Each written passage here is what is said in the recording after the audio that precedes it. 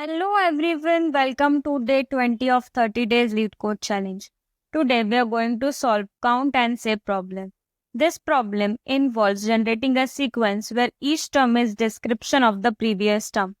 The sequence starts with 1 and each subsequent term describes the previous term as a count of digits followed by the digit itself. For example, for the first term it will be 1. For the second term it will be 1 1.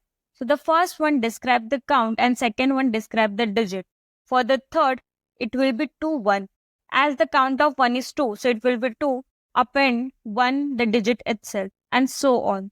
To solve this problem we are going to use recursion. So here is the plan. In the first step we will have our base case which will check if n is equal to 1, then we will return 1 directly. In step 2, we will have a recursive call for n minus 1 term. In step 3, we will generate a current string by describing the previous term.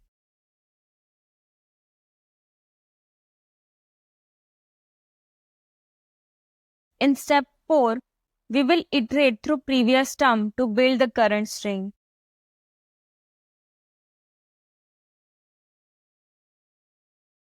And in the last step, we will append the last encountered character. So by keeping these steps in mind, let's start coding. So as mentioned in the first step, we will check if n is equal to 1, then we will return 1. In step 2, for recursive call, we will declare one variable string previous term and call count and save with n minus 1 value.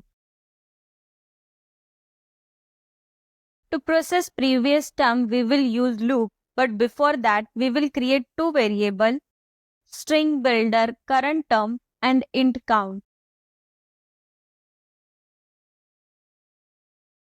And now in step 4, we will have a for loop which will iterate from I is equal to 1 to I is less than previous term dot length.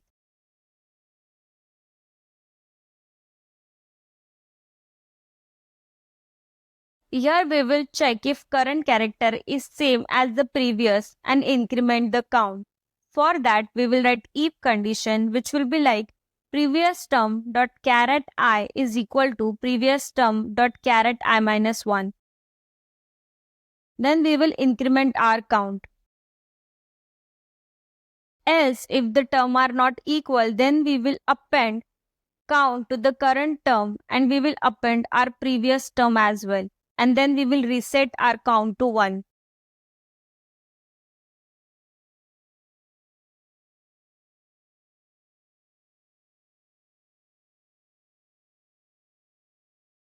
Since the loop does not automatically append the last counted character, after exiting the loop, we will append our last segment.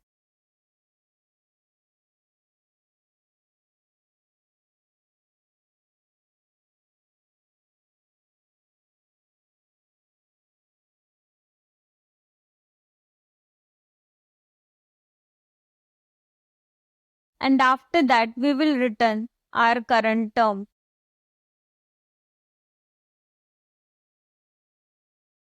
Now let's check if everything looks fine.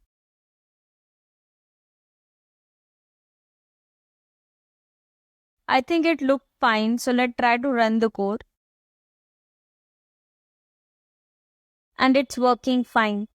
So the recursive approach has similar time complexity to the iterative approach for generating each term, and that is big O of n into m, where m is length of term.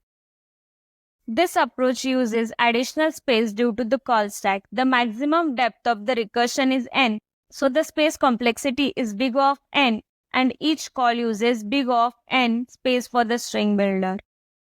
That's it for today's explanation. I hope you found it helpful. Stay tuned for more problem solving insights tomorrow. Happy coding!